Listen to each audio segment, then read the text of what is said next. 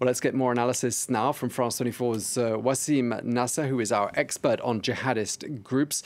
Just tell us more, Wassim. What do we know about the circumstances of what happened to those three hostages? Well, actually, you know that it happened on the road next to Pama, the N18, and we know that it was bad circumstances, if I may say so, because I got to see a picture of the corpses. I got to compare those pictures with others of those journalists, and at least one of the Spanish journalists is clearly, we can clearly identify him on those pics, and we see that they were executed.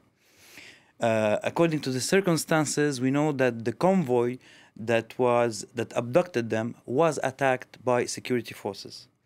So maybe it was the pressure of the security forces that pushed their kidnappers to kill them on the way and not abduct them and take them somewhere else. And I got to listen also to an audio, not an official audio, but from a local, saying that it was Jama'at Nusrat al-Islam Muslimin, meaning Al-Qaeda.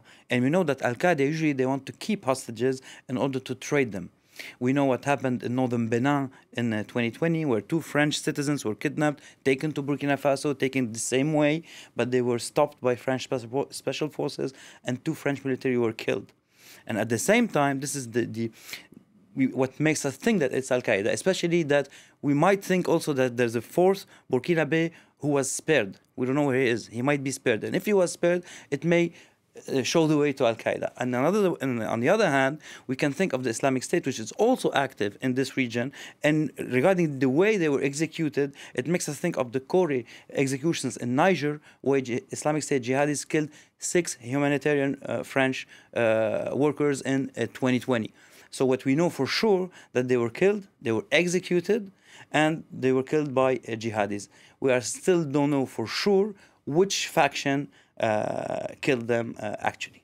Yeah, and as you mentioned, quite a lot of different factions operating in the area. So it could have been any one of them. Yes, it could have been any one of them. Knowing one more time that I got to listen to an audio, unofficial, saying it was Al-Qaeda. But the way of the execution looks more like an Islamic State act. Both groups are very active in this region. They are warring against each other also in this region. We know that in northern Burkina Faso, there was like a ceasefire for a while during the latest elections, because Ouagadougou freed many jihadis in exchange. Up to 23 jihadis, if I recall the exact number. So jihadis stopped their operations, for example, in the area around the Djibo, which is further north. But what happened here really makes us think of what happened in Niger, so where jihadis encountered Westerners and they jumped on the occasion to abduct them or to kill them. It looks a lot like this kind of misfortune, if I may say so. Okay, well, thank you very much indeed for your analysis, Wassim Nasr.